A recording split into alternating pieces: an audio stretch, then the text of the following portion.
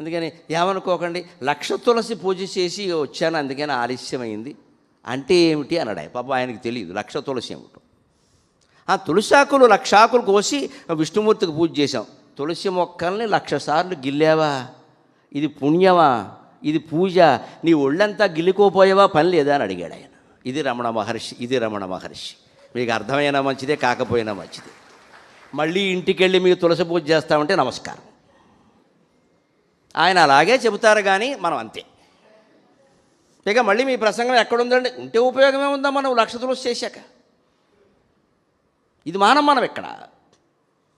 అసలు తులసి పుట్టిందే దేవుడి కోసం, ఈ జీవుడు కూడా దేవుడి కోసమే.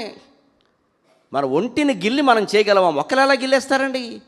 పువ్వులు కోయడం కూడా నాకు బాధగానే. మా ఇంట్లో ఎప్పుడు నేను పువ్వులు కోయను నేను. నమస్కారం అంతే, దేవుడికి నమస్కారమే. 1,00,000 తులసి కాదు, కోటి తులసి. 1,00,000 పత్రి కాదు, కోటి పత్రి.